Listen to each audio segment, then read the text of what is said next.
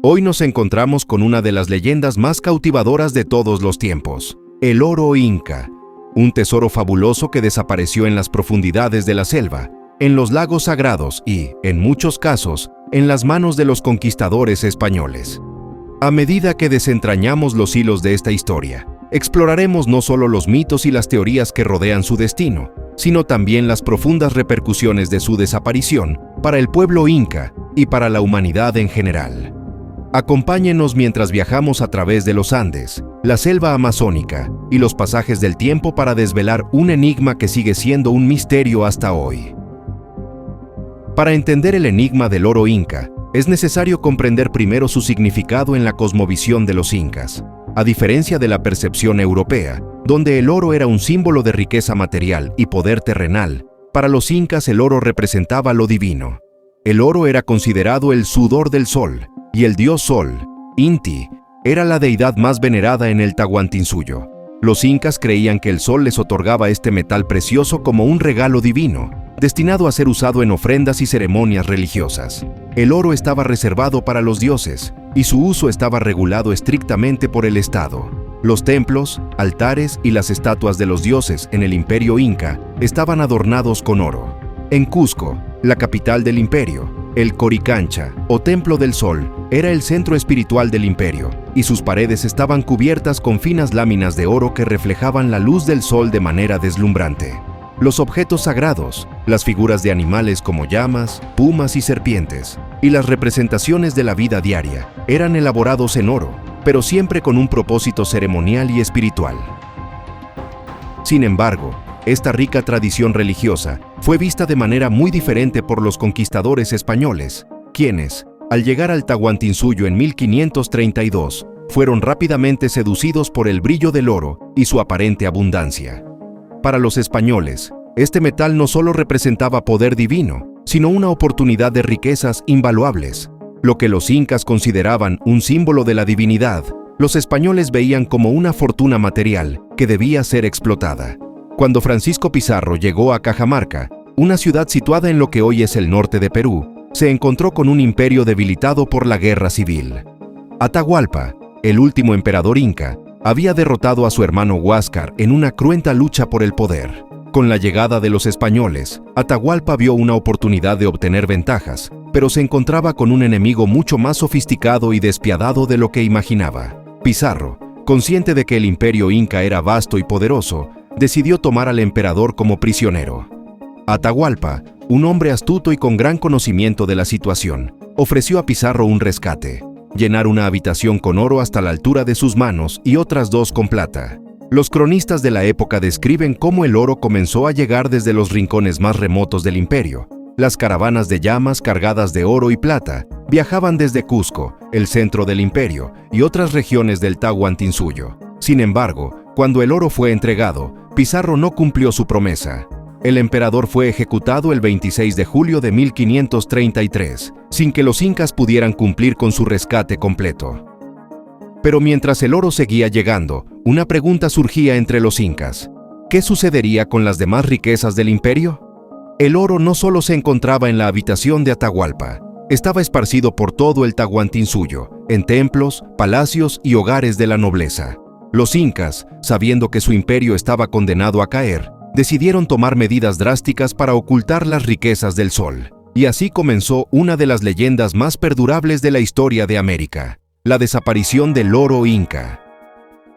Con la ejecución de Atahualpa, los últimos restos de la resistencia inca se refugiaron en la región de Vilcabamba, un remoto valle en las montañas, en lo que hoy es la región de Cusco.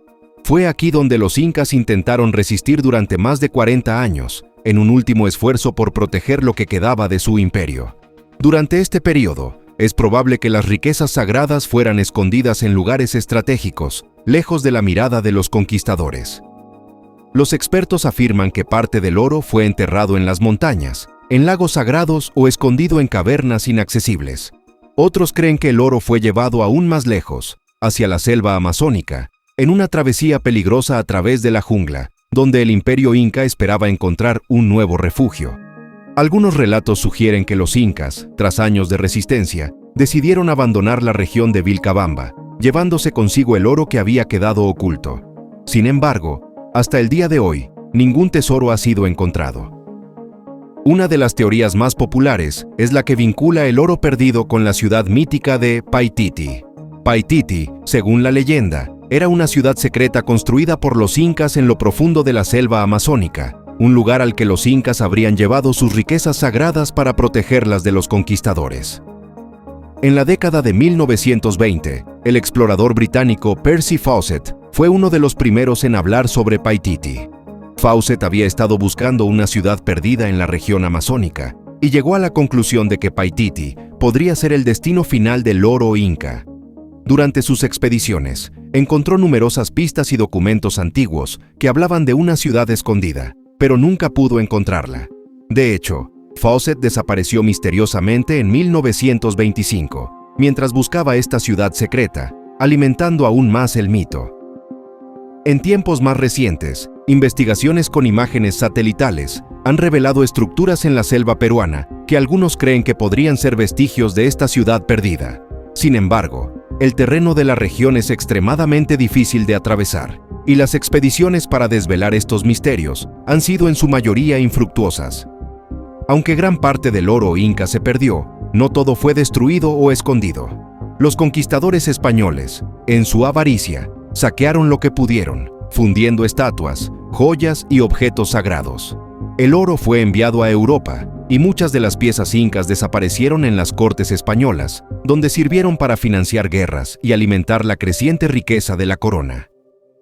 El saqueo del oro inca tuvo un costo cultural devastador para el pueblo inca y sus descendientes. Las estatuas que representaban sus dioses fueron fundidas, las ofrendas fueron destruidas, y con ellas, gran parte del alma de la civilización inca. Para los incas, la pérdida del oro fue mucho más que una tragedia material. Fue una devastadora pérdida espiritual. Hoy en día, el misterio del oro inca sigue siendo uno de los más grandes enigmas de la historia.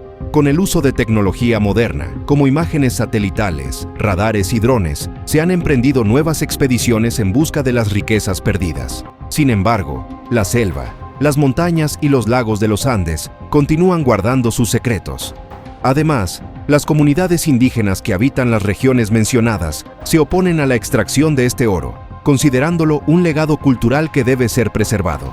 Para ellos, el oro pertenece a sus ancestros y no debe ser desenterrado ni explotado. El oro inca, más allá de su valor material, es un símbolo de un imperio que una vez dominó vastas tierras, un imperio cuya grandeza y caída siguen inspirando asombro y misterio. La leyenda del oro perdido, que perdura hasta nuestros días, nos recuerda que, a veces, lo más valioso no es lo que encontramos, sino lo que queda por descubrir. Y así, el oro inca sigue siendo uno de los mayores misterios sin resolver. Un tesoro que desafía el tiempo, las expediciones y la historia misma. Nos deja con una pregunta. ¿Realmente existió algún tesoro tan grandioso? ¿O es el eco de un sueño perdido en las profundidades de los Andes? Esto fue Mundo Mítico. Hasta el próximo episodio, donde seguiremos explorando los misterios que aún desafían al mundo.